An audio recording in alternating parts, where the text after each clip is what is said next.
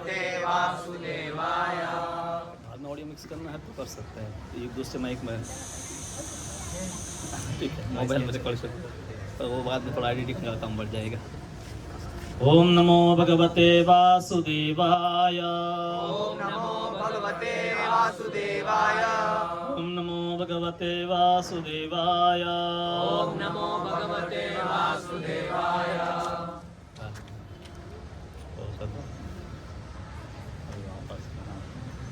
करो बैठ मत जाना, काम कहाँ पूरा हुआ स्वाइपा।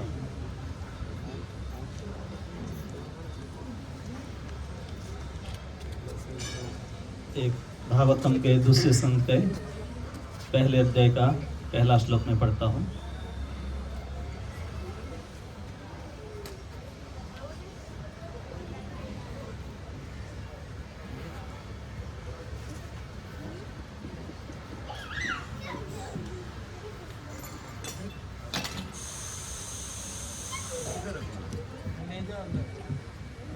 अभी ठीक से। श्री शुक उवाच वर्यानेश ते प्रश्न ऋतो लोकहितं नृप आत्मवित्सम्मतः पुंसां श्रोतव्यादिषु यः परः। श्री शुकदेव गोस्वामी ने कहा, हे राजन, आपका प्रश्न महिमामय है, क्योंकि यह समस्त प्रकार के लोगों के लिए बहुत लाभप्रद है। इस प्रश्न का उत्तर श्रवण करने का प्रमुख विषय है और समस्त अध्यात्मवादियों ने इसको स्वीकार किया है। तात्पर्य, यह प्रश्न स्वयं ही इतना उत्तम है कि यह श्रवण करने का सर्वश्रेष्ठ विषय है। ऐसा प्रश्न करने तथा श्रवण करने मात्र से मनुष्य को सर्वोच्च जीवन सिद्धि प्राप्त हो सकती है। चूंकि भगवान कृष्ण आदि परम पुरुष है, अतएव उनके विषय में कोई भी प्रश्न मौलिक तथा पूर्ण है।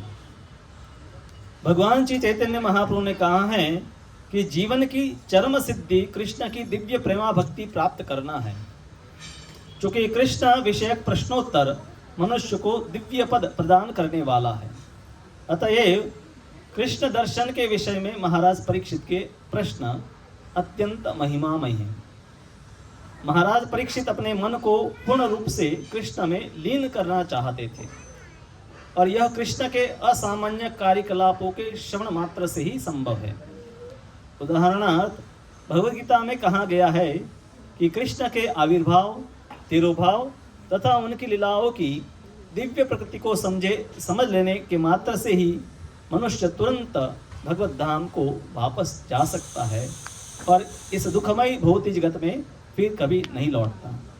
अतएव सदा ही कृष्ण के विषय में श्रवण करना बहुत शुभ होता है। महाराज परीक्षित ने इसीलिए सुखदेव गोस्वामी से प्रार्थना की कि वे कृष्ण के कार्यकलापों का वर्णन करें, जिससे वे अपना मन कृष्ण में प्रवृत्त कर सके। कृष्ण के कार्यकलाप साक्षात कृष्ण से अभिन्न है। जब तक मनुष्य कृष्ण के ऐसे दिव्य कार्यकलापों को सुनने में मग्न रहता है, तब तक वह इस जगत के बद्ध जीवन से विलग रहता है। कृष्ण की कथाएं इतनी मंगलमय हैं कि वे वक्ता, श्रोता तथा जिज्ञासु को परिशुद्ध बना देती हैं। उनकी तुलना उस गंगा जल से की जाती है जो भगवान कृष्ण के अंगूठे से निकलता है। गंगा का जल जहाँ जहाँ जाता है, वहाँ की भूमि तथा उसमें स्नान करने वाले व्यक्ति शुद्ध हो जाते हैं। इसी प्रकार कृष्ण कथा इतनी शुद्ध है कि जहाँ भी उनका कथन होता है, वह स्थान उनके श्रोता, जिज्ञासु, वक्ता तथा अन्य सारे संबंध लोग परिशुद्ध हो जाते हैं।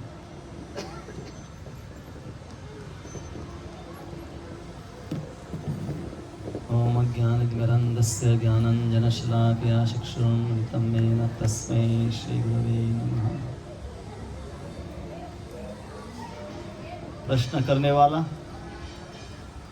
प्रश्न के उत्तर देने वाला और बाकी सब जो सुन रहे हो, भगवान के बारे में जब प्रश्न होते हैं तो 3 और बाकी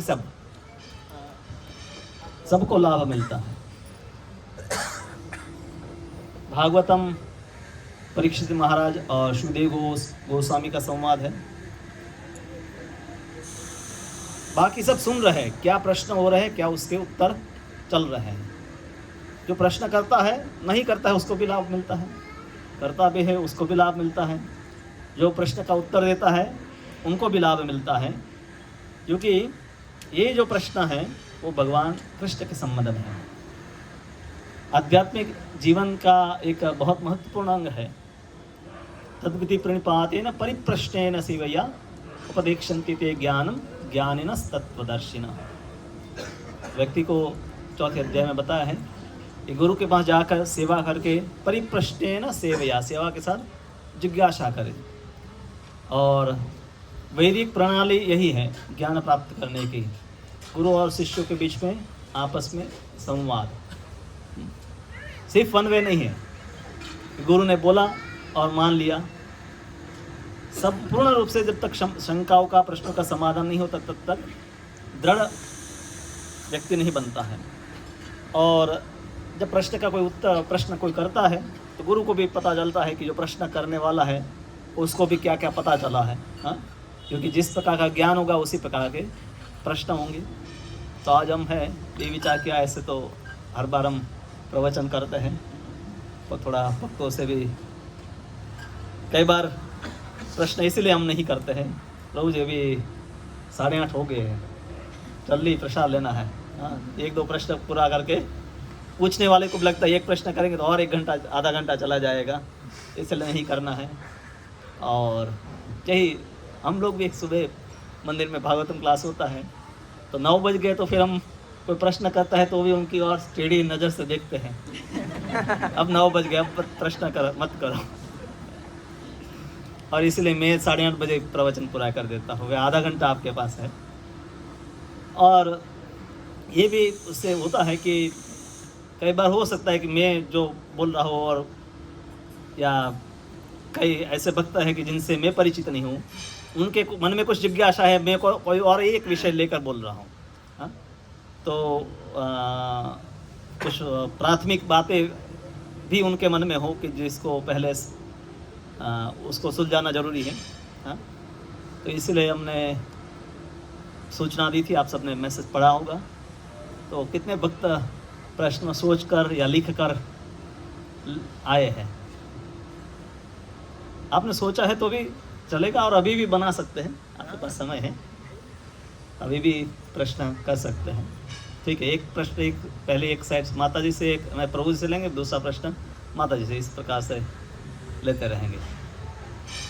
तो अनेक विषय है प्रश्न करने के लिए। आध्यात्मिक जीवन में भी भगवद गीता है, भागवतम है, महाभारत है, रामायण है। कम से कम इन ग्रंथों को हम अच्छी तरह से पढ़ते हैं, सुनते हैं, सुना है।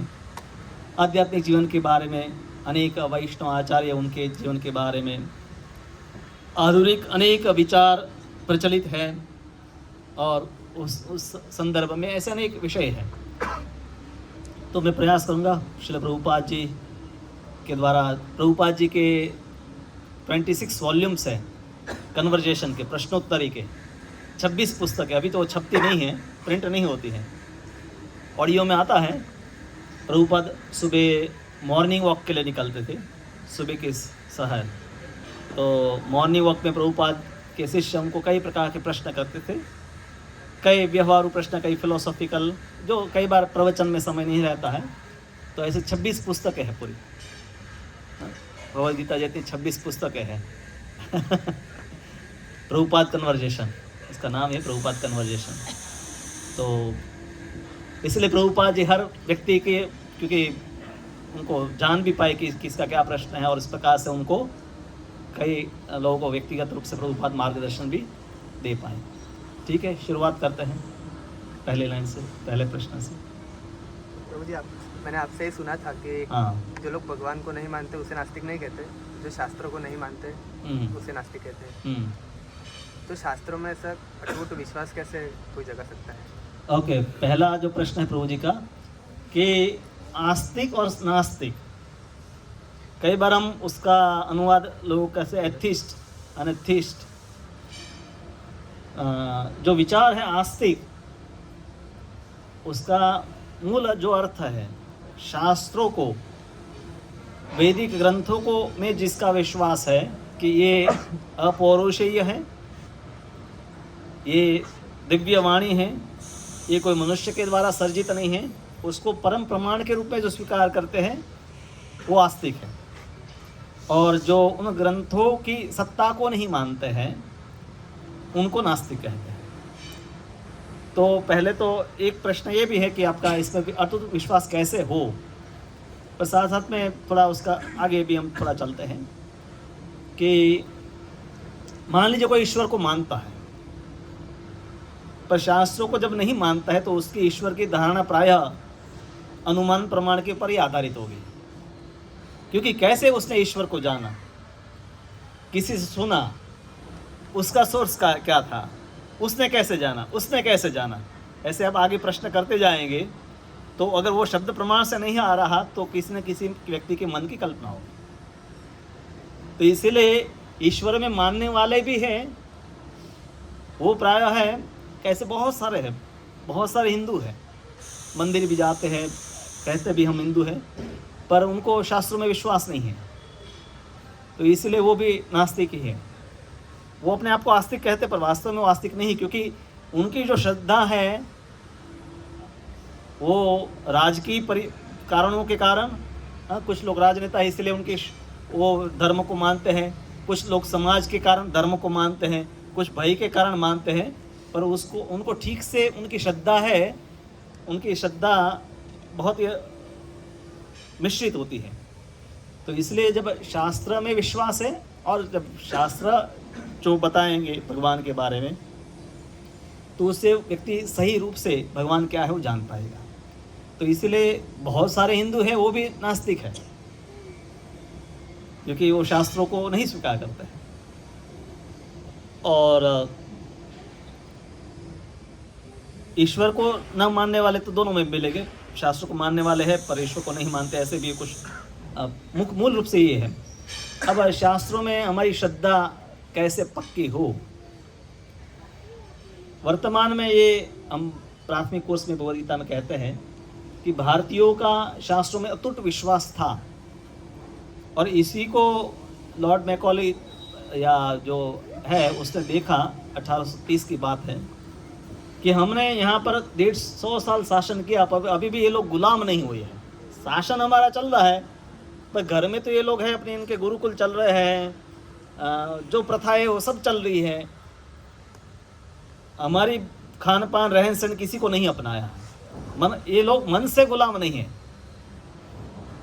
तो उन्होंने विश्लेषण किया और देखा कि भारत में हर गांव में, हर नगर में अनेकों गुरुकुल चलते हैं, जहां पर अनेकों वैदिक ग्रंथों का अध्ययन होता है, पढ़ाया जाता है। सिर्फ ब्राह्मण नहीं, ब्राह्मण, क्षत्रिय, वैश्य, शूद्र सभी बच्चे पढ़ते थे।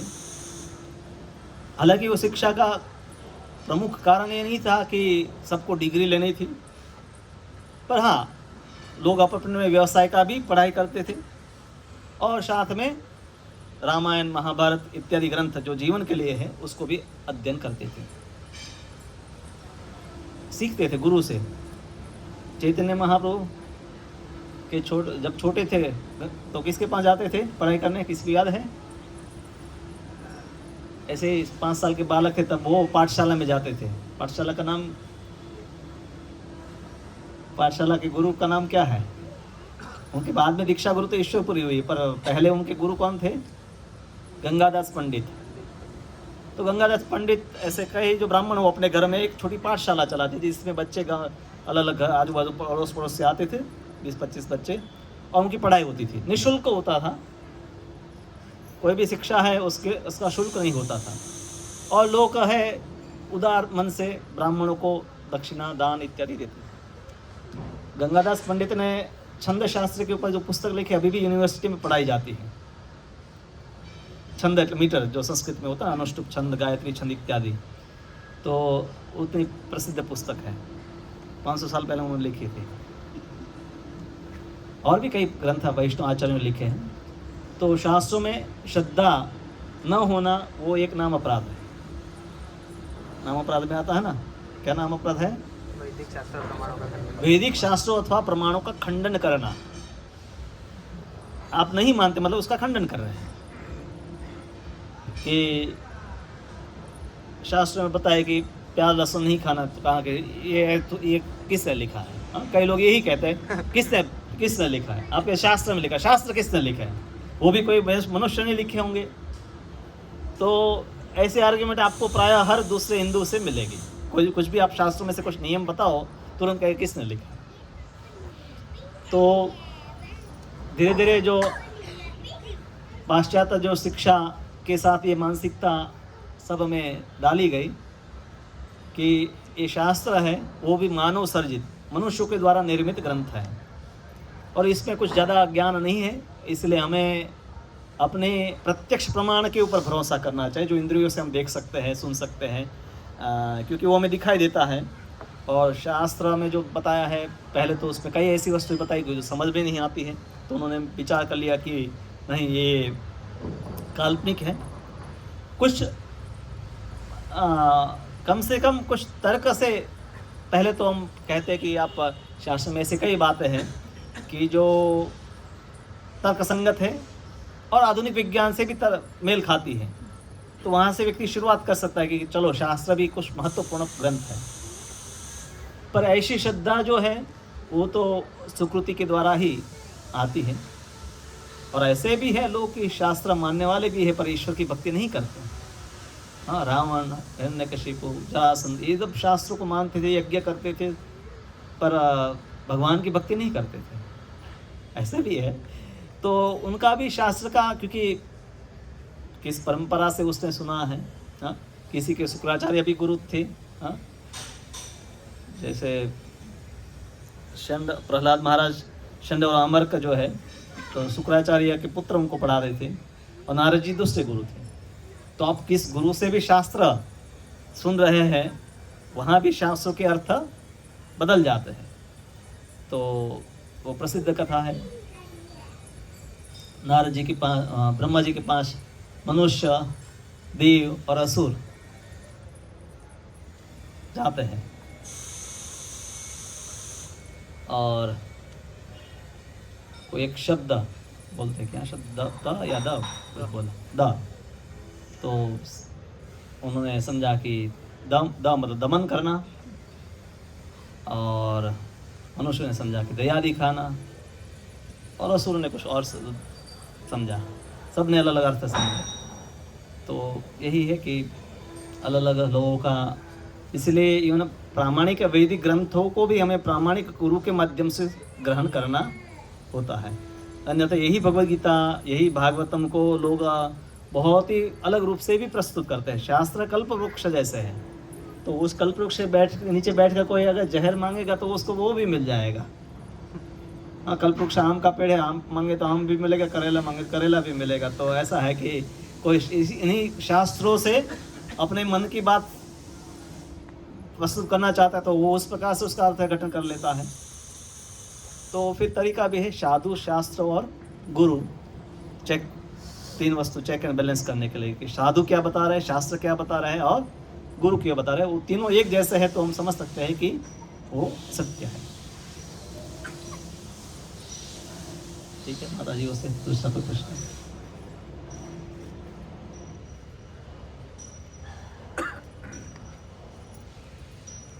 हाँ माता जी बोलिए। हाँ हाँ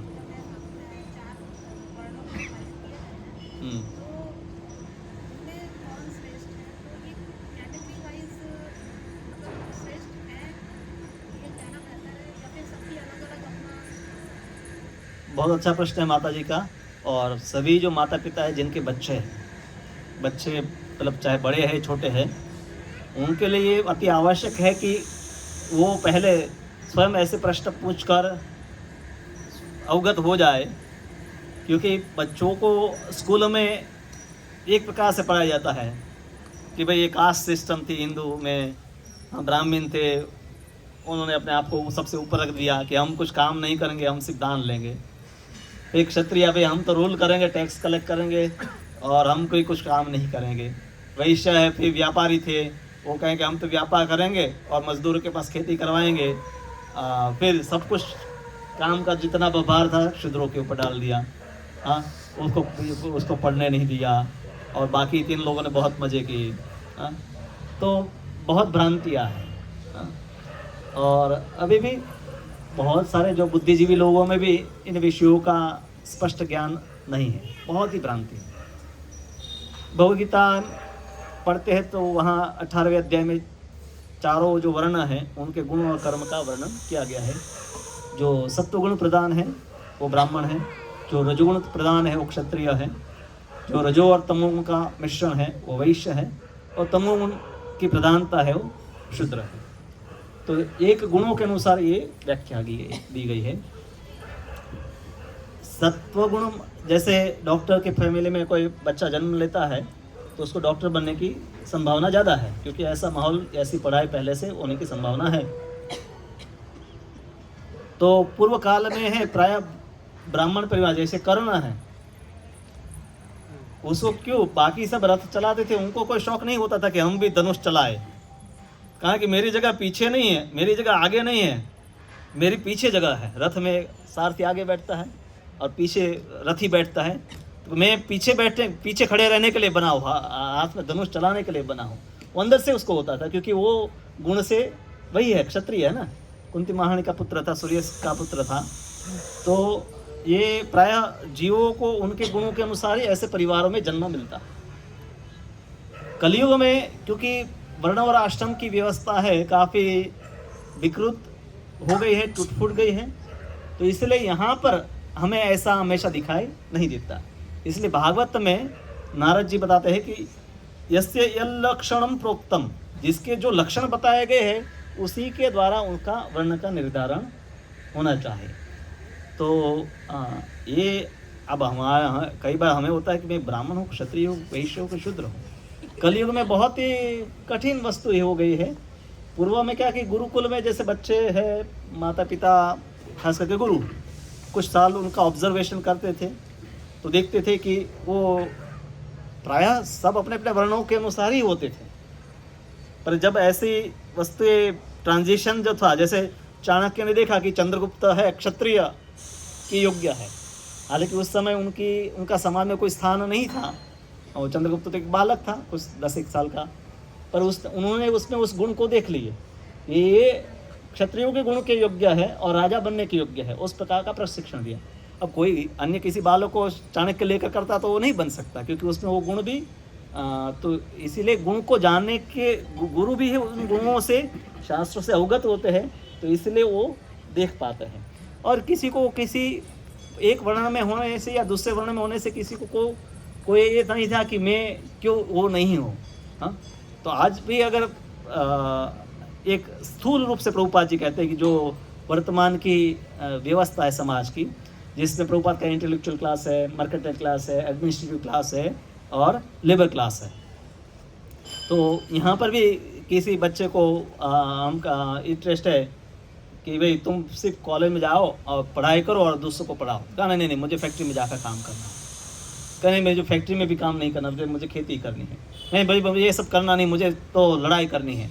तो सब में भिन्न भिन्न गुण अभी भी देखे जाते हैं, पर क्योंकि समाज की जो व्यवस्था है पूरी वर्णाश्रम की, वो कलयुग में टूट फूट गई है। वो तभी से शुरू हुआ जब परीक्षित महाराज को श्रृंगी ने शाप दिया, जिन्होंने अपनी शक्ति का दुरुपयोग किया। तो जब क्षत्रिय और ब्राह्मण अपने धर्म से पतित हो गए तो बाकी सब लोग भी अपने अपने कर्तव्यों से विमुख हो गए, और अभी इसीलिए सब मिश्रण दिखाई देता है। एक सामान्य सरकारी नौकरी की, चाहे रोड पर झाड़ू लगाने की भी एडवर्टाइजमेंट आती है तो सब लोग उस पर लाइन में लगते, चाहे ब्राह्मण परिवार में हो, क्षत्रिय में भी हो, क्योंकि अब एक ही क्राइटेरिया बन गया कि इसमें पैसे मिल रहा है। स्वभाव जो भी हो चलेगा, पैसे चाहे। तो इसीलिए आज के समय में ये जानना कठिन है। फिर भी जैसे बच्चों की अलग अलग विषयों में रुचि होती है तो उस प्रकार से उनको ग्रूम करना चाहिए। ऐसा नहीं कि सभी लोग डॉक्टर्स या इंजीनियर्स या आर्टिस्ट या सिंगर या सैनिक, सब प्रकार से नहीं हो सकते हैं। सबके अपने अपने स्वभाव है, और वो स्वभाव के अनुसार जब वो कार्य करता है तो उसको ज़्यादा संतुष्टि का अनुभव होता है। तो पहले तुमको ये बताना है कि एक कास्ट सिस्टम नहीं है, बराबर, और उसमें सबसे ऊपर कौन है? भगवान ही है, बाकी सब उनकी सेवा के लिए। जैसे हम कहें कि उनको सिर्फ आप ये एग्जांपल दो कि बताओ आपका बेटा यहाँ पर है नहीं, उनको कल जाकर आप दिखाई कि ये हाथ तुम्हारा है, ये पैर तुम्हारा, एक सिर है, इसमें बताओ कि सबसे बड़ा कौन है, किसके बिना तुम्हें चलेगा? तो सब जरूरी है वैसे तो, तभी पूरा शरीर कहलाता है। हम नहीं चाहते कि हमारा हाथ भले पैर नीचे है तो बिना पैर के चलेगा, वो भी जरूरी है, क्योंकि अगर पैर हाथ नहीं है तो भोजन चाहिए, वो भी प्राप्त हम नहीं कर सकते हैं। तो इस प्रकार से वर्ण और आश्रम में 4 वर्ण है, उस शरीर के 4 अंग है, सिर है, हाथ है, पेट है और पैर है। और भगवान को संतुष्ट करना, जैसे शरीर को संतुष्ट करना ये 4 अंगों का कार्य है, उसी प्रकार से सोशल एंड स्पिरिचुअल ऑर्गेनाइजेशन जो है, वर्ण और आश्रम, 4 वर्ण है, ब्राह्मण, क्षत्रिय, वैश्य, शूद्र, और आश्रम है गृहस्थ, ब्रह्मचारी, गृहस्थ, वानप्रस्थ और संन्यास। तो ये व्यवस्था है समाज को सुचारू रूप से चलाने के लिए बनाई गई है। आश्रम भी 4 सबके लिए नहीं है, ब्राह्मणों के लिए 4 आश्रम है और क्षत्रियों के लिए 3 आश्रम है, उनके लिए संन्यास नहीं बताया गया है। इसलिए आप देखिए पांडवों ने संन्यास नहीं लिया, ध्रुव महाराज, प्रहलाद महाराज, किसी ने संन्यास नहीं लिया है। फिर वैश्यों के लिए 2 आश्रम है, ब्रह्मचारी और गृहस्थ। जैसे नंद बाबा यश हम देखते हैं, सब वो वानप्रस्थ में कभी वन में नहीं गए, पर हम देखते जड़ भरत महाराज वन में गए क्योंकि क्षत्रिय थे, पांडव सब वन में गए। और फिर जो है शूद्र है उनके लिए क्या आश्रम है? गृहस्थ आश्रम, क्योंकि गुरुकुल में जाकर भी पढ़ाई करना उसके लिए बहुत एक डिसिप्लिन चाहे, गुरु की सेवा करना, नियमित सुबह उठना, गायों की सेवा करना, तो एक डिसिप्लिन लाइफ को जो जी सकता है वो गुरु के आश्रम में जाकर विद्या प्राप्त करेगा, और नहीं करता वो अपने माता पिता को मदद करेगा और धीरे धीरे वो भी समाज का कोई ना कोई अंग बनेगा। तो व्यवसाय भी पहले पारंपरिक थे, खेती प्रमुख सबका व्यवसाय था, खेती सबके पास थी, ब्राह्मणों के पास भी हुआ करती थी। प्रमुख रूप से वो नहीं करते थे, प्रमुख रूप से वैश्य ही खेती करते थे। तो खेत करना है तो उसमें मजदूर तो लगते ही थे, और राजा है तो सैनिक भी लगते थे, और ब्राह्मण है तो उनको भी यज्ञ करना है, तो मिट्टी भी लानी है, जमीन खोदनी है, तो वो सब काम तो एक यज्ञ में 4 वर्णों की आवश्यकता रहती है। तो ये वर्णाश्रम वाला जो विषय है, खास करके यंग जो बच्चे हैं उनको हमें वो सामने प्रश्न नहीं भी करे, आपके घर में बच्चे हैं उनको ऐसे प्रश्न नहीं है तो भी एक वस्तु थोड़ी उनको ये आपका शरीर का एग्जाम्पल देकर ही बताए तो बहुत अच्छी तरह से समझ जाएंगे कि ये वर्णाश्रम क्या है। अच्छा, हाँ, तो वो मेरा प्रश्न ये है कि मैंने कहीं सुना था कि शिव भगवान ने कार्तिकेय को बोला था कि वैष्णव तो तुम्हें बनना ही है, भगवान कृष्ण या विष्णु की ही पूजा करनी है, सबसे श्रेष्ठ वही है। तो उसका रेफरेंस कहाँ पे है? रेफरेंस तो प्रश्न कर रहे हैं, उन्हीं को ढूंढ कर लाना चाहे कि प्रभु जी मैंने यहाँ इस पुराण में पढ़ा है, बराबर, क्योंकि इसको ढूंढ कर मैं कल आपको दे भी सकता हूँ, पर 18 पुराण है, रामायण है, महाभारत है, उप पुराण है, तो अनेक कथा है। आप इवन एक बार पढ़ भी लेंगे, महाभारत इवन इतना बड़ा है कि इसके आधे कैरेक्टर का नाम आप भूल जाएंगे, इतना विशाल ग्रंथ है। रामायण में थोड़े लिमिटेड कैरेक्टर है, पर महाभारत में बहुत कैरेक्टर है, और पुराणों में तो फिर अनेक राजाओं की अनेक कथाएं हैं। तो शिव जी के अन्य जो वचन है देवी को बताए हैं वो है कि श्री राम रमेति रमे रामे मनोरमे सहस्र नाम अभितुल्यम राम नाम वरानने, हे वरानने में श्री राम नाम का जप करता हूँ। और भागवत में बताया वैष्णवानाम यथा शंभु, सब वैष्णव में शंभु श्रेष्ठ वैष्णव है। इस प्रकार से स्वयं जब शिव जी है, गुजरात में उदाहरण नरसिंह मेहता का, उनके शिव भक्त थे, नागर ब्राह्मण सब शिव भक्त होते हैं, और निष्काम भक्ति उन्होंने एक शिव जी की और उनसे उनको कृष्ण भक्ति का वरदान प्राप्त हुआ। प्रचेताओं की कथा है भागवत में, जिनको रुद्रगीत शिव जी है भगवान विष्णु की भक्ति का उपदेश करते हैं। अभी मैं कल ही हरिवंश पुराण पढ़ रहा था, तो उसमें कथा आती है कि भगवान कृष्ण पुत्र प्राप्ति के लिए 12 साल बद्रिकाश्रम में जाकर शिव जी का ध्यान करते हैं। फिर जब शिव जी आते हैं तो भगवान पहले शिव जी की स्तुति करते हैं और बाद में शिव जी सब देवता भी विद्यमान होते हैं, और तब ये घोषणा करते हैं कि हरि ही पूज्य है, उन्हीं की भक्ति करनी चाहिए। और भगवान अपने भक्तों को इस प्रकार से आपस में, क्योंकि प्रेम है तो आदान प्रदान दोनों ओर से होता है, तो उनके भक्तों का भी भगवान उनको याद करते हैं, उनकी सेवा करते हैं। पर वहाँ पर भी हरिवंश पुराण में भी शिव जी स्थापना करते हैं कि हरि ही सर्वोत्तम है और पूज्य है।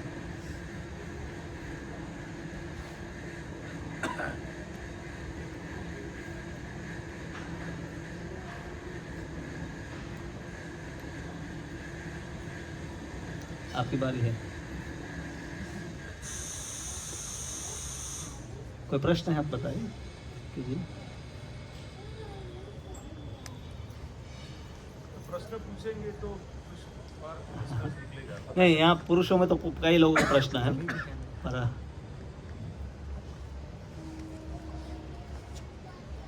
हाँ नहीं, फिर पहले जिनको एक बार भी नंबर नहीं है उनको पहले अवसर देते हैं। चलिए प्रभु जी। आप देवशरणी एकादशी से बोलते देवता सो जाते हैं, हाँ। और क्या फिर उठते हैं, मतलब वो मतलब उसका मतलब क्या है, मतलब कि सारे देवता या सारे फिर सो जाते हैं। मैनेज कौन करता है? हाँ, देवताओं को हमारी तरह निद्रा, भूख, प्यास इत्यादि का कष्ट नहीं झेलना पड़ता है, पर यह है कि देव उठी एकादशी तो विशेष देखना पड़ेगा उसमें कि क्योंकि ऐसा तो है नहीं कि उनको निद्रा इत्यादि आती है तो हमारी तरह उनको सोना पड़ता है। पर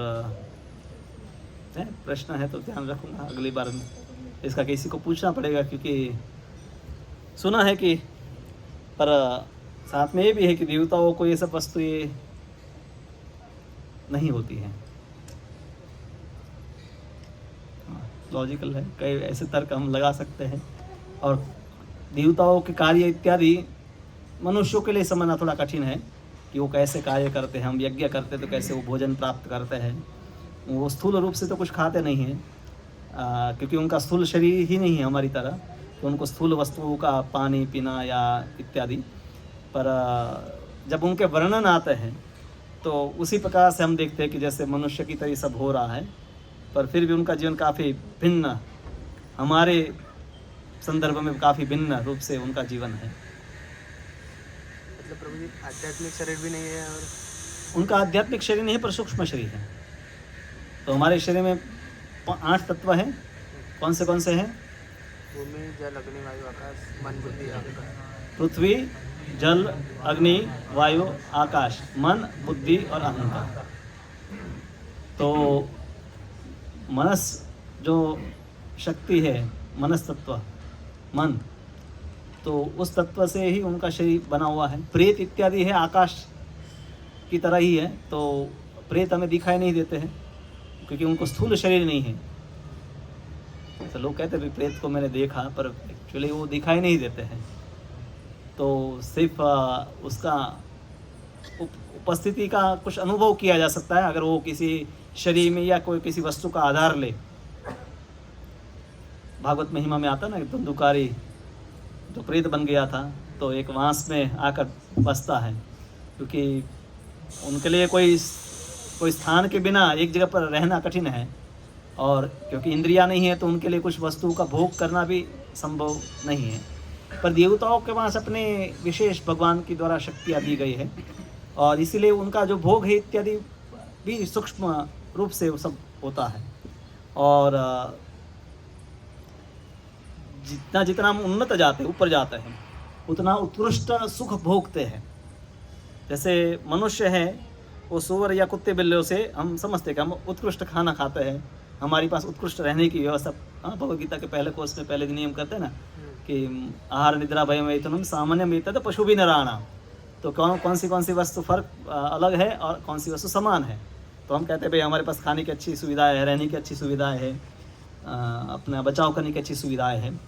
तो देवताओं का उससे और उत्कृष्ट कक्षा का जीवन है, तो ऊपर ऊपर जैसे जाते हैं भूलोक, वरलोक, स्वरलोक, महरलोक, जनलोक, तपलोक और फिर सत्यलोक, ब्रह्मलोक।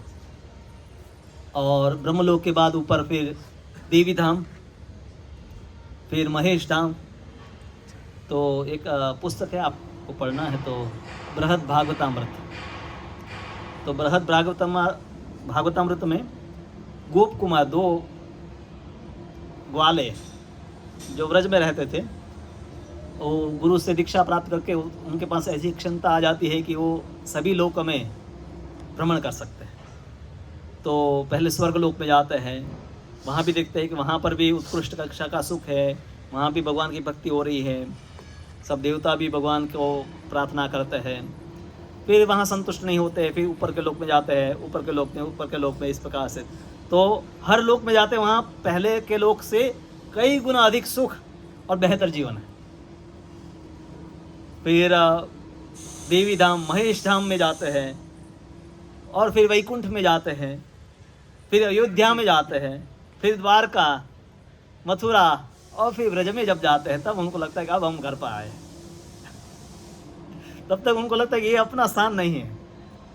हाँ, क्योंकि वो ग्वाले हैं तो उनको कृष्ण के साथ गाय चराना, उस लीलाओं में ही उनको आनंद आएगा। बाकी भगवान विष्णु के धाम में भी गए, वैकुंठ में गए, अयोध्या में गए, भगवान के साक्षात दर्शन किए, पर वहाँ तो भगवान के साथ खेल नहीं सकते हैं। तो हर जीव का अपना अपना एक स्वरूप है, उसके अनुसार है। तो इस बड़ौदा में भी, यहाँ पर भी भक्त जो बैठे हैं, किसी का 1 BHK, किसी का 2 BHK, 3 BHK बंगलो, सबका अलग है क्षमता। किसी का अपना मकान अपना है, किसी का भाड़े पर है। तो इस संसार में भी एक नगर में कितनी लोगों की क्षमता के अनुसार सुविधाएं रहती हैं। जैसे मकान देने जाते हैं तो अब कई मकान हम, अभी दिल्ली में कोई 190 करोड़ का एक फ्लैट लिया, तो क्या सुविधाएं होती होगी। या तो अब अपना तो 50 लाख का एक फ्लैट आ गया, तो इतना क्या महंगा होगा। तो ज़्यादा सुविधा है आपके लिए, पर्सनल जिम है, स्विमिंग पूल है, अनेक सुविधाएं। तो यहाँ हम उसकी कंपैरिजन देख सकते हैं, ओके यहाँ ये है, वहाँ है। तो उसी प्रकार से फिर तुलना कर सकते हैं कि स्वर्ग में पृथ्वी से कितनी सुख की मात्रा ज़्यादा होगी। और इसीलिए पहले के समय में लोग हैं, यहाँ का सब धन खर्च करके, दान देकर, पुण्य करके इच्छा रखते थे हम स्वर्ग में जाए, क्योंकि वहाँ के सुख के बारे में उन्होंने सुना था कि ये यहाँ का सुख कुछ है ही नहीं। जैसे लोग हैं 20-25 लाख खर्च करके जाते कि अमेरिका जाना है, कनाडा जाना है, यहाँ अभी खर्च हो जाएगा पर बाद में जीवन भर आराम, सुविधाएं, ये सब ऐसा विचार है सबका। तो उसी प्रकार से लोग हैं उच्च लोक में भी जाना चाहते हैं। बल्कि ये अन्य देशों में जाने की जो इच्छा है वो उच्च लोक के जाने की इच्छा का ही एक छोटा रूप है।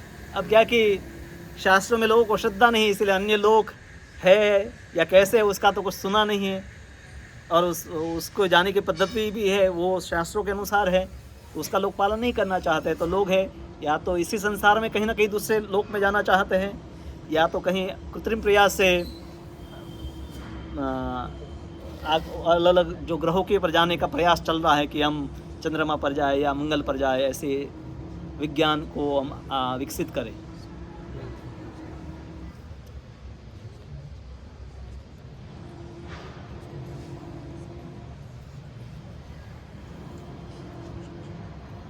ओके माता जी में से एक ही प्रश्न है यहाँ।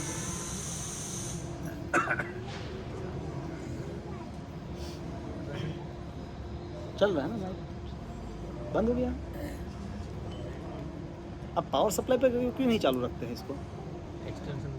एक्सटेंशन वगैरह हमेशा रखना ही चाहिए, कभी भी बैटरी पर नहीं चलाना चाहिए इसको। वॉल्यूम भी आता है और फिर बीच में ये भी नहीं होगा ना, सब पता ही कि आज लेक्चर होने वाला 1 घंटा चल लेके कैसे चलेगा जब ऑलरेडी यूज़ कर लिया। ठीक है, पुरुषों में से माता जियों को फिर घर पर जाकर प्रश्न नहीं करना, प्रभु जीवों को, पति देव को, मतलब आध्यात्मिक नहीं, भौतिक प्रश्नों की बात करते हैं, उनको आध्यात्मिक प्रश्न तो नहीं करना। हाँ प्रभु बोलिए। अचिंत्य भेदाभेद तत्वों के बारे में कुछ बताइए। बहुत अच्छा प्रश्न है प्रभु जी का। इस्कॉन में कई इस्कॉन में क्या है कि ये वस्तु है मजाक में कई बार बोली जाती है। प्रभु जी स्पीकर चल रहा है कि नहीं चल रहा है? अचिंत्य भेदाभेद। प्रभु जी प्रसाद बचा है कि नहीं पता नहीं प्रभु जी, अचिंत्य भेदाभेद। तो कई बार क्या है कि शब्द कुछ हमने ले लिए, अचिंत्य भेद अभेद, तो कई बार है स्पष्ट नहीं है, तो उसको हम कहते हैं कि है या नहीं है। जैसे महाभारत में आते हैं, अश्वत्थामा हतो, कि अश्वत्थामा मारा गया, हाथी या मनुष्य पता नहीं। तो ये अचिंत्य भेद और अभेद क्या है? अगर एक्सटेंशन है तो अरेंज करो। हाँ, ये अभी तक बैठे क्यों रहे? इतने सारे नए जब लोग आ रहे हैं तब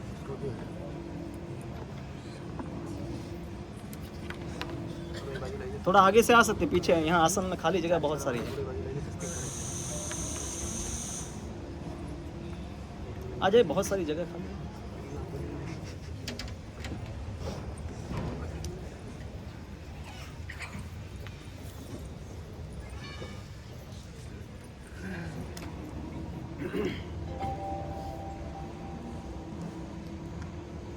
तो उसके लिए शुरू होगा कि हाँ, तो फिर मैं वेट कर लूँ। तब तक आप लोग हैं, हमारा प्रश्नोत्तरी का सत्र चल रहा है, तब तक आप कुछ प्रश्न विचार कर सकते हैं। 5 भेद बताए हैं मध्वाचार्य ने। तो पहले 2-3 शब्द आप समझ लीजिए। जीव यानी कि आत्मा, फिर भगवान, ईश्वर कहते हैं, जिसको हम कई बार ईश्वर कहते हैं। जीव, ईश्वर, माया और जगत, 4 वस्तु हैं। जीव है, ईश्वर है, माया है और जगत है। तो इन सब में भेद का पहले तो विचार हमें समझना है। जीव जीव में भी भेद है। कोई 2 जीव एक जैसे नहीं है। सब भारतीय एक है, पर सबका देश एक है, पर एक जैसे नहीं है। तो उसी प्रकार से सब जीव भगवान का अंश है, पर एग्जैक्ट एक नहीं है कि एक जैसे, क्योंकि भगवान ने वैरायटी बनाई। एक जैसे 2 क्यों बनाए? हाँ, फिर 2 बनाने की जरूरत ही नहीं थी, एक से ही काम चल जाना चाहिए। तो जीव जीव में भेद है, जीव और जगत में भेद है। जगत यानी कि जड़ वस्तु, और जड़ में भी भेद है। जीव और ईश्वर में भेद है। जीव अणु है, भगवान विभु है। प्रभुपाद कैसे? भगवान अनंत है और हम अणु हैं, इनफाइनाइट और इनफाइनिटेसिमल। तो भगवान है, अनंत है, और हम अति सूक्ष्म है। और ईश्वर और माया में भी भेद है। तो इस प्रकार से इन सब वस्तुओं में आपस में भी भेद है। अब कोई वस्तु, भेद का दूसरा अर्थ ये भी होता है कि स्वतंत्र। जैसे मेरे में और आप में भेद है, तो आप स्वतंत्र है, मैं भी अलग हूं। तो यहां पर बताएगा कि नहीं, ऐसा भेद नहीं है कि बिल्कुल स्वतंत्र है। जीव ईश्वर के ऊपर हमेशा निर्भर है, और उसी प्रकार से जड़ वस्तु भी भगवान के ऊपर निर्भर है, माया भी भगवान के ऊपर निर्भर है। तो इसीलिए इन सब में अभेद भी है। अगर भेद बता दे तो ऐसा हो जाएगा कि ईश्वर भी एक ईश्वर है, जीव भी एक ईश्वर हो गया, जड़ वस्तु भी एक ईश्वर हो गया, माया भी एक ईश्वर हो गया। पूरे स्वतंत्र नहीं है, पर भेद है, क्योंकि सबके गुण में अंतर है। और साथ में अभेद भी है। अभेद यानी कि हमेशा एक, बाकी सब जो है जड़ वस्तु, जीव और माया, तीनों भगवान के ऊपर आश्रित है। तो इसको अन्य उदाहरण कई बताए गए हैं। शक्ति और शक्तिमान, सूर्य और सूर्य का प्रकाश। सूर्य है समझ लीजिए कि सूर्य के ऊपर सूर्य देव है और सूर्य का जो प्रकाश है उनकी शक्ति है। तो सूर्य देव है तो सूर्य का प्रकाश हमेशा होगा ही। सूर्य के प्रकाश का स्वतंत्र अस्तित्व नहीं है। सूर्य हो, सूर्य न हो और सूर्य का प्रकाश हो, ऐसा होगा कभी नहीं। पर आपके घर में सनलाइट आती है तब आप ये कहते कि मेरे घर में सूर्य आ गया। सूर्य आएगा तो हम कहने के लिए रहेंगे नहीं, बराबर। तो फिर भी वो सूर्य आया है in the form of sunlight. तो शक्ति मतयोर अभेद, चैतन्य महाप्रभु बताए शक्ति और शक्तिमान में भेद भी है और अभेद भी है। एक ही साथ वो दोनों भिन्न भी है और भिन्न नहीं भी। भिन्न इसीलिए बताना पड़ता है क्योंकि अगर भिन्न न बताए, हम कहें कि दोनों एक ही है, तो फिर जीव को किसी ईश्वर की भक्ति की जरूरत नहीं है। हम ही ईश्वर है। पर हमें पता है कि हमें पैसे कमाने पड़ते हैं, हमें भूख लगती है, प्यास लगती है, हम बीमार होते हैं। कई वस्तुएं हमारे नियंत्रण में नहीं है। और ईश्वर की प्राथमिक व्याख्या यही है, सर्व कारण कारणम, सब कारणों का कारण। इस व्याख्या के साथ कोई विज्ञान में भी इससे सहमत होगा कि ईश्वर सब कारणों का कारण है। उसके आगे कोई कारण नहीं होता है। उसके आगे ये प्रश्न भी नहीं रहता कि इसका कारण क्या है, क्योंकि प्रश्न अंतिम कारण तक पूछा जाता है। जैसे मैं पूछूं आपका कारण क्या है, तो आप कहें मेरे माता पिता, उनका कारण उनके माता पिता। तो ये जहां अंतिम जो वस्तु आ जाए वही ईश्वर है। फिर आगे कोई प्रश्न नहीं रहता है कि भगवान ने सब कुछ बनाया तो भगवान को किसने बनाया, क्योंकि वो भगवान की समझ नहीं है। तब ये प्रश्न आता है कि भगवान को कोई भगवान को बनाता है, क्योंकि संसार की हर वस्तु को बनाया गया है, उसकी शुरुआत है तो अंत भी है। तो इसलिए हमें भी लगता है कि ईश्वर का भी ऐसे शुरुआत होगा फिर अंत होगा।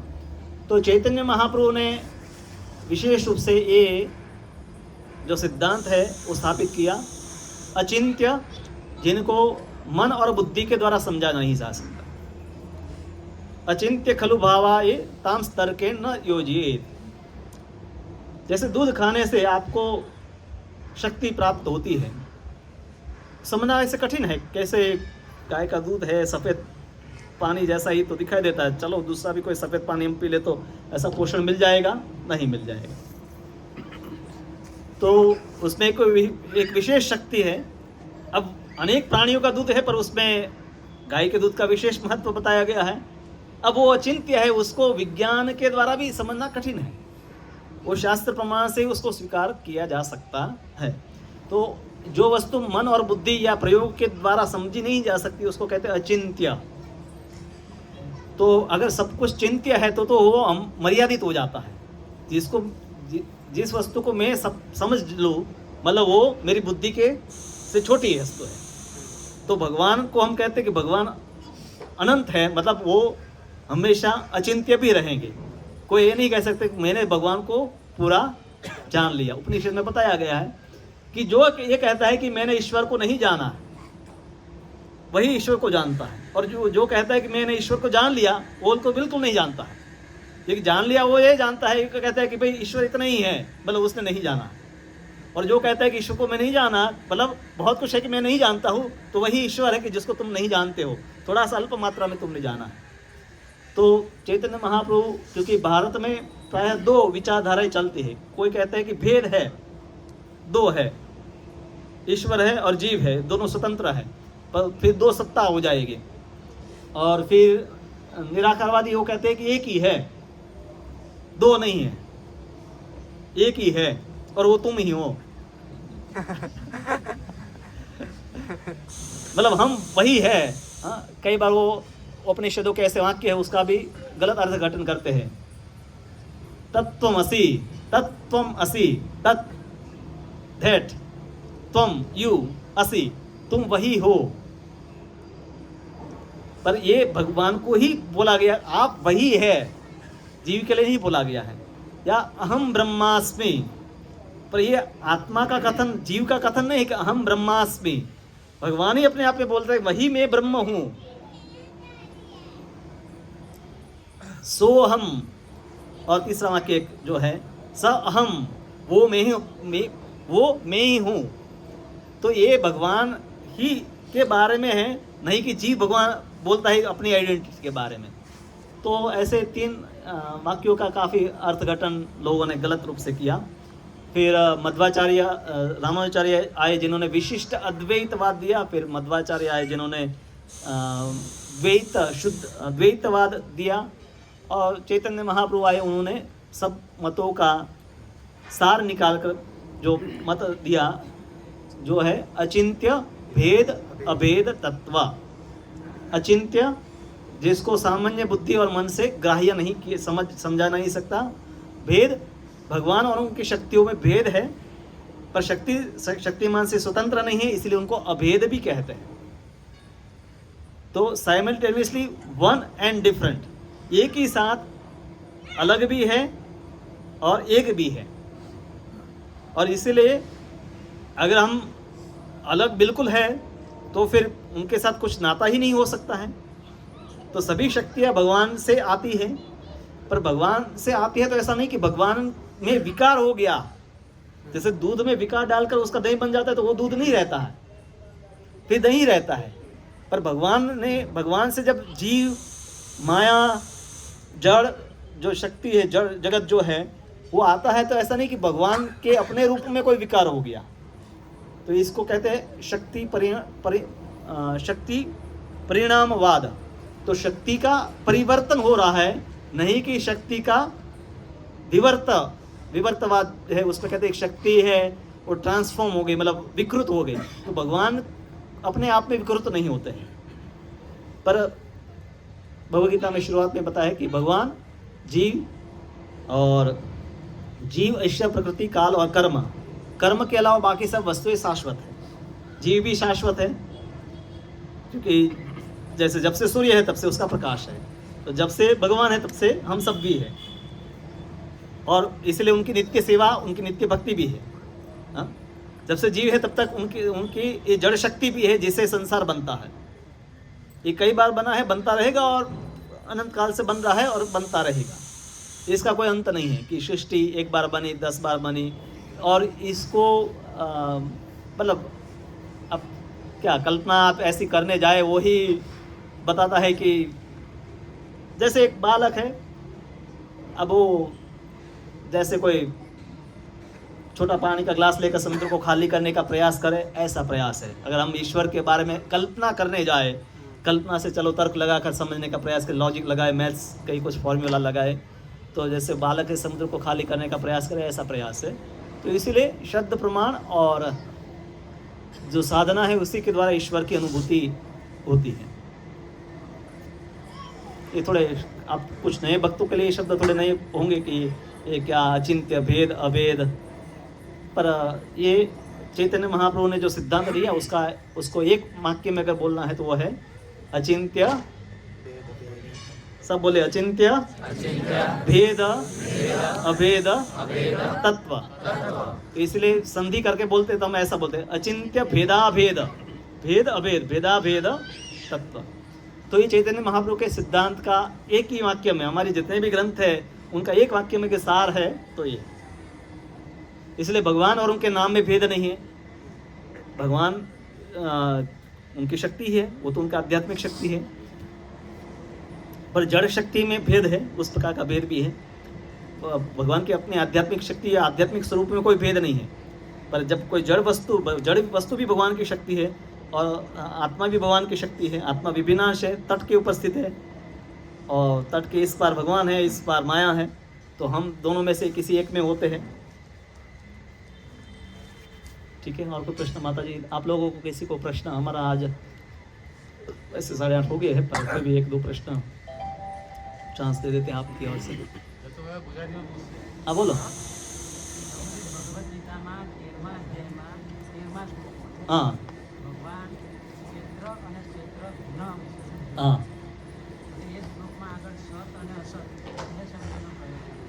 हाँ, क्षेत्र सिंपल है गुजराती खेतर।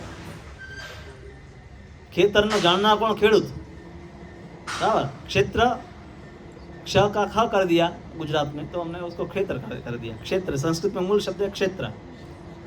तो आत्मा इस शरीर को जानने वाला है, परमात्मा सभी शरीर को जानने वाला है। तो क्षेत्र है, शरीर है, और उस शरीर को जानने वाले आत्मा भी है, परमात्मा भी है। और सत और असत, जो आध्यात्मिक वस्तु है उसको सत कहते हैं, और बाकी जो जड़ वस्तु है उसको असत कहते हैं। 13वां अध्याय वैसे संबंध में थोड़ा काफ़ी कठिन है, क्योंकि उसमें ऐसे कई 6 अर्जुन के जो प्रश्न है उसी का पूरा चर्चा है। ज्ञान, ज्ञेय, ज्ञाता, क्षेत्र, क्षेत्रज्ञ, प्रकृति और पुरुष। ज्ञान क्या है, ज्ञेय क्या है, क्षेत्र क्या है, क्षेत्रज्ञ क्या है, प्रकृति क्या है, पुरुष क्या है। हाँ बोलिए। जैसे बोलते हैं भगवान ने हमारा उद्धार करने के लिए हमें बनाया है, बट मुझे ऐसा क्वेश्चन है कि भगवान ने हमें बनाया क्यों, मेन उनका पर्पस क्या था, बनाया क्यों? जैसे बोलते हैं कि जन्म मृत्यु जरा व्याधि से निकलने के लिए हम भगवान की भक्ति कर रहे हैं, तो बट उनका मेन पर्पस क्या था, उन्होंने क्यों हमें बनाना चाहा? ये थियोलॉजी में काफ़ी बड़ा प्रश्न है। थियोलॉजी मतलब जिसको धर्म का विज्ञान, उसको थियोलॉजी कहते हैं इंग्लिश में। कि अभी जैसे क्रिसमस गए तो एक ईसाई लोगों को जब ये पूछा जाता है, क्योंकि वो पुनर्जन्म में नहीं मानते हैं, अभी जो लोग हैं वो एक ही जन्म है, तो उनको पूछा जाए कि भाई ईश्वर ने सबको बनाया क्यों, और सबको अलग अलग क्यों बनाया, किसी को गरीब किसी को अमीर। परीक्षा लेनी थी तो सबको एक जैसा ही पेपर देना चाहिए ना। एक को खाली ब्लैंक पेपर दे दिया, भाई कुछ भी लिख दो चलेगा, और एक को पूरा निबंध लिखने के लिए दे दिया। तो वो इस बात को नहीं समझा पाते हैं। उसके उत्तर में वही बोलते हैं कि ईश्वर हम सबकी परीक्षा कर रहे हैं, इज टेस्टिंग अस। तो ऐसे कैसे परीक्षा ले रहे हैं कि हम उनको चाह रहे हैं कि नहीं है। तो ये काफ़ी एक बड़ा डायलेमा है थियोलॉजी में कि संसार ईश्वर ने बनाया ही क्यों, और बनाया फिर हम कहें कि हम भक्ति करें उनके फिर पास जाए। तो ऐसा उनके उन्हीं के पास ही हमें रखते, हमें यहाँ भेजा, फिर ये वहाँ बेटी को हम पहले जंगल में छोड़ दे और कहें कि तुम घर रास्ता ढूंढ कर आ जाओ। तो जंगल में भेजने क्यों गए? आप परीक्षा लेना चाहते हो घर का रास्ता ढूंढ पाता है कि नहीं, मुझे याद रखता है कि नहीं। हाँ, तो इसके कुछ उत्तर जो है, जैसे सामान्य एक उत्तर है, भक्तिनाथ ठाकुर कहते हैं कि जीव की जो इच्छा है, क्योंकि जीव को भगवान ने अति सूक्ष्म इच्छा दी है, इच्छा ही जीव का पहचान है। जड़ वस्तु में इच्छा नहीं है, बराबर है? इच्छा जड़ वस्तु में इच्छा नहीं है। तो उस इच्छा का जीव उपयोग कर सकता है, सदुपयोग कर सकता है, दुरुपयोग भी कर सकता है, क्योंकि इच्छा की पहचान ही है कि चॉइस नहीं है तो फिर आप कह ही नहीं सकते कि स्वतंत्रता हमें दी गई। हाँ, अब जीव क्योंकि अति सूक्ष्म है, तो इसलिए भगवान की शक्ति, जो बाह्य शक्ति है जिसको हम कहते हैं एक्सटर्नल एनर्जी, या भगवान की आंतरिक शक्ति जिसको कहते हैं हम इंटरनल एनर्जी, योग माया महामाया ये शब्द भी है, पर सामान्य जो शब्द में प्रयोग करता हूँ कि बहिरंग शक्ति जिसमें हम ईश्वर को भूल जाते हैं, अंतरंग शक्ति जिसमें हम ईश्वर को याद रखते हैं। तो उसके पास चॉइस है कि किसके संग में रहना है। तो जीव अति सूक्ष्म होने के कारण उसमें ईश्वर को देखकर ये भी इच्छा होती है कि मैं भी ईश्वर क्या बन सकता हूँ, मैं भी कृष्ण की तरह जी सकता हूँ कि नहीं। और वो जब इस प्रकार की इच्छा करता है तो भगवान कहते हैं हाँ ठीक है, तुम करके देखो। जैसे एक बालक है, कार चलाना चाहता है, अभी नीचे जाकर किसी के गाड़ी खोलकर चलाने लगे, तो हम कहें ठीक है तुम्हारी इच्छा संडे को पूरी करेंगे। फिर हम उनको एक फन वर्ल्ड में ले जाए, वहाँ जो ऑटोमेटेड कार होती है उसमें उसको बिठा दे, उसको लगेगा मैं चला रहा हूँ, पर हकीकत में वो चलाता नहीं है। उसी प्रकार से जीव को भगवान ने अवसर दिया कि ठीक है तुम मुझे भूल कर चाहते हो कि मैं ईश्वर जैसा ही कार्य करूं, तो ठीक है अवसर मैं तुम्हें देता हूं, पर वो यहाँ नहीं हो सकता है, इसके लिए मैंने एक अलग जगह बनाई है, वहाँ जगह तुम ये कर सकते हो। अब जीव अपना आत्मा का अपना मूल रूप ही लेकर आएगा तो ये करेगा नहीं, कर नहीं पाएगा। ये जगत तो जड़ वस्तुओं से बना है, तो हमारे ऊपर एक आवरण डाल दिया जाता है शरीर का, और जैसे ही आवरण आता है तो हम भूल जाते हैं ईश्वर को और अपने आप को भी भूल जाते हैं और हम अपने आप को इस संसार का भाग समझने लगते हैं।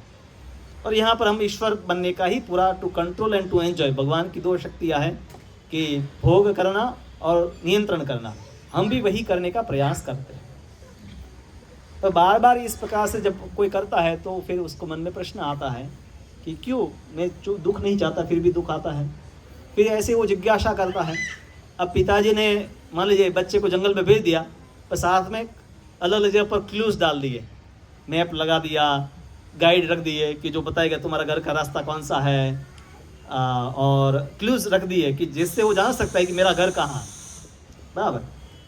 पर जो बुद्धिमान जीव है तो भगवान स्वयं आते हैं या उनके भक्तों को भेजते हैं जो आकर हमें याद दिलवाते हैं कि हमारी वास्तविक स्थिति क्या है।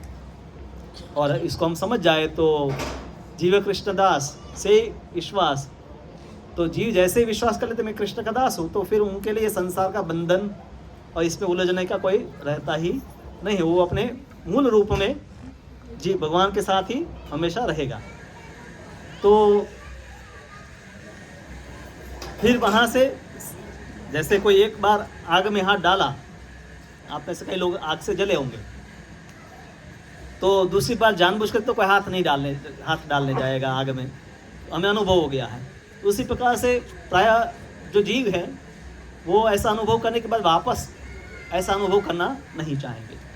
तो ये संसार भगवान के लिए एक खेल जैसा ही है। जैसे माता पिता बच्चों को ले जाते हैं प्लेग्राउंड में और वहाँ बच्चे खेलते हैं कार के साथ, टॉय कार के साथ खेलते हैं, तो भगवान के लिए एक खेल जैसा ही है।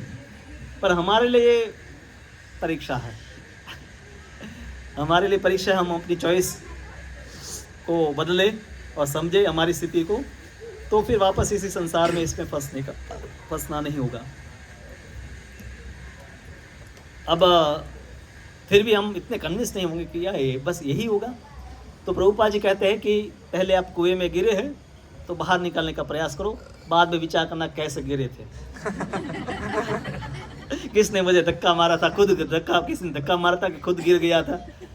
तो फर्स्ट हमारा ये होना चाहिए कि हम जो प्रोसेस दी गई है उसको फॉलो करें, और प्रोसेस के थ्रू हम कुछ समय के बाद वो अनुभूति भी करेंगे कि हम क्यों स्थिति में हैं। पर पहले ही जब तक मुझे सब प्रश्न के उत्तर नहीं मिल जाएंगे तब तक मतलब पहले बताओ कि कुएं में मुझे किसी ने फेंका था या कैसे मैं गिरा, तो पहले जो वो गिरा है उसका ये कार्य है कि वो पहले बाहर निकले, अपनी स्थिति को बदले, और जब अपनी स्वाभाविक स्थिति में आ जाएगा तो उसके लिए समझना फिर ये प्रश्न ही नहीं रहेंगे। ये तो अभी माया में हम है, इसीलिए सब प्रश्न और समस्याएं हैं। जीव जो भी भगवत धाम में जाता है उसके लिए ये संसार का अनुभव कैसा है, एक बुरे सपने जैसा, जिसको आप भूल भी जाते हैं। कई बार आपको सपने आते हैं, ऐसा लगा कि सपना आया था, क्या आया था पता नहीं, पर चलो फिनिश, अभी सुबह हो गए, नहा धो, चलो काम पर चलो, काम करो। उसी प्रकार से जीव जब भगवान के धाम में जाता है तो क्योंकि इस संसार में वो कितने करोड़ों साल भी बिताए, पर वो आध्यात्मिक काल जो आध्यात्मिक जगत की तुलना में जब क्षण मात्र ही है। तो यहाँ का जो खेल बच्चे को लगता है मैं बहुत खेला, पर वो एक दिन का ही खेल होता है। तो उसी प्रकार से हमारा ये संसार में रहना काल हमें बहुत बड़ा व्यतीत लगता है, पर वो एक बुरे सपने जैसा ही है। अचिंत्य भेद के ऊपर है teachings of Lord Chaitanya Mahaprabhu की शिक्षाएं हैं, तो उसको पढ़ सकते हैं। इसमें 5 लोगों को चैतन्य महाप्रभु ने शिक्षा दी। रामानंद राय, तीन भक्त थे और 2 मायावादी थे, सर्वभौम भट्टाचार्य और प्रकाशानंद सरस्वती, दोनों मायावादी थे। वो उन दोनों को उपदेश दिया। फिर रूप गोस्वामी, सनातन गोस्वामी और स्वरूप दामोदर, तो इन तीनों को रामानंद राय, रूप गोस्वामी, सनातन गोस्वामी और रामानंद राय 3 भक्त हैं, उनके साथ चर्चाएं हैं।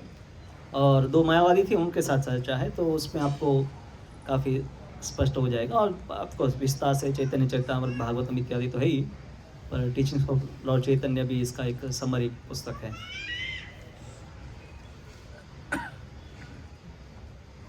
हाँ, कर्मीय संन्यास क्यों नहीं ले सकते? हाँ? कर्मीय संन्यास क्यों नहीं ले सकते? कौन?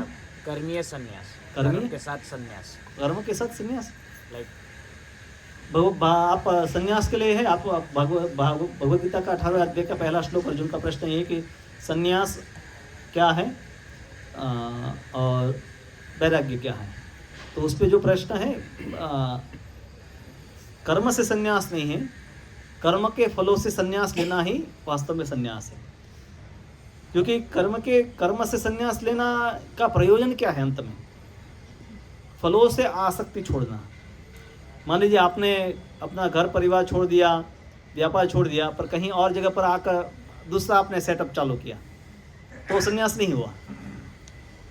तो संन्यास का अर्थ मूल रूप से है कि कर्म फलों को भोगने का प्रयास छोड़ देना। तो पहले तो आप मान लीजिए 100 रुपया त्याग करने का विचार करें, का पूरा पगार, पूरा नौकरी छोड़ने के बाद में विचार आता है। पहले आप 100 रुपये का त्याग तो कर कीजिए, पहले दान, इतना छोटा सा दान कीजिए, फिर सब कुछ दान देने की बात कीजिए। लोग कहते नहीं हमें पूरा सब कुछ दे देना है, हकीकत में वो देना चाहेंगे तो भी नहीं कर पाएंगे।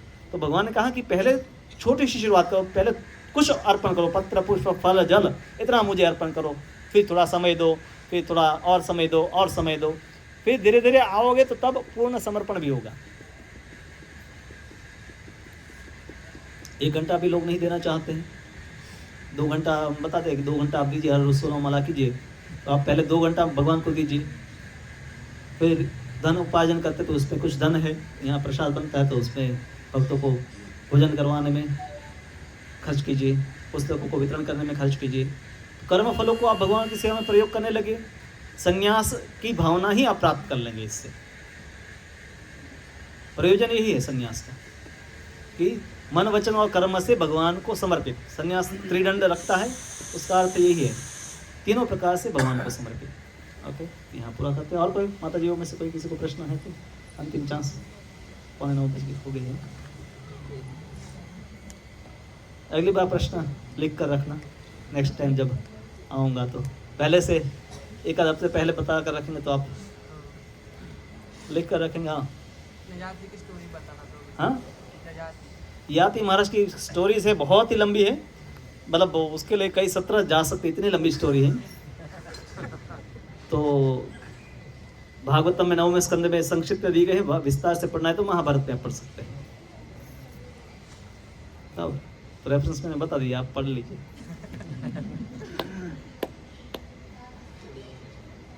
श्रीमद् भागवतम की जय, प्रभुपाद की जय। यही समय है ना, 8:45 बजे।